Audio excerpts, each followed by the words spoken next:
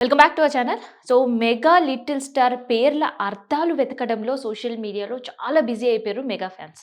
ఎందుకంటే 'రామ్ చరణ్', 'ఉపాసన' ఏరి కోరి పెట్టిన ఈ పేర్లు ట్రెండీ, ట్రెడిషనల్ 2 కలపడంతో పాటు మెగాస్టార్ పేరు వచ్చేటట్టే వాళ్ళ పిల్లల పేర్లు పెట్టడం అనేది చాలా చాలా చాలా హ్యాపీగా ఫీల్ అయితుర్రు మెగా అభిమానులు.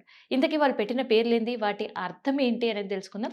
అయితే మీ అందరికి కూడా తెలిసిందే, గత నెల జాన్వరిలో డెలివరీ అవ్వడం అండ్ ఫిబ్రవరి 11 తారీఖున కేవలం కుటుంబ సభ్యులు మాత్రమే ఉండే సందర్భం నామకరణ ఫంక్షన్ జరిగింది. సో, ట్విన్స్ పాప అండ్ బాబు. సో, ఇక్కడ బాబు పేరు సెలెక్ట్ చేసేటప్పుడు చిరంజీవి గారు గతంలో ఒక ఆడియో ఫంక్షన్‌లో మాట్లాడిన వాయిస్‌కి పెట్టిన పేరుకి కరెక్ట్ సింక్ అయ్యే పరిస్థితి కనిపిస్తుంది. ఎందుకంటే legacy. 'Ram Charan' legacy continue చేయాలనుకుంటున్నా. ఇంట్లో అందరూ గూడా ఆడపిల్లలే. నాకొక ఇంట్లో విమెన్ హాస్టల్‌కి వార్డెన్ ఉంటే ఎట్లా ఉంటది, నా పరిస్థితి అట్లుంది. ఒక్క బాబునైనా ఇవ్వండి అంటూ ఆయన ఒక ఫన్‌గా అన్నాడో, సీరియస్‌గా అన్నాడో తెలీదు కానీ, ఇప్పుడు 'రామ్ చరణ్' కొడుకు పేరు, చిరంజీవి పేరు కలిసేటట్టు చూజ్ చేసుకున్నారు. అండ్ దాంతో పాటు ఇద్దరి దేవుళ్ళ పేరు కూడా ఇండికేట్ అవుతుంది. సో, అదేంటి అంటే రామ్ కలిసేటట్టు 'రామ్ చరణ్' పేరులో అండ్ శివ. చిరంజీవి గారి పేరు అందరికి కూడా తెలిసిందే. వీర వెంకట వరప్రసాద్. సో, అందులో శివ ఉండేటట్టు ఒకటి అండ్ దాంతో పాటు 'రామ్ చరణ్‌లో' రామ్ ఉండేటట్టు. సో, శివరామ్ అని కొడుకుకి పేరు పెట్టడం జరిగింది. అండ్ తర్వాత అమ్మాయి పేరు. సో, అమ్మాయి పేరు చూజ్ చేసుకోవడంలో కూడా చాలా స్పెషల్‌గా ఉంది. అండ్ దాంతో పాటు అమ్మవారికి సంబంధించి అష్టోత్తరాల్లో ఉండే దేవి పేరును చూజ్ చేసుకోవడం అండ్ దాంతో పాటు శబ్దాలని చూజ్ చేసుకొని అమ్మాయికి నామకరణం చేసిండ్రు. అన్విరా దేవి.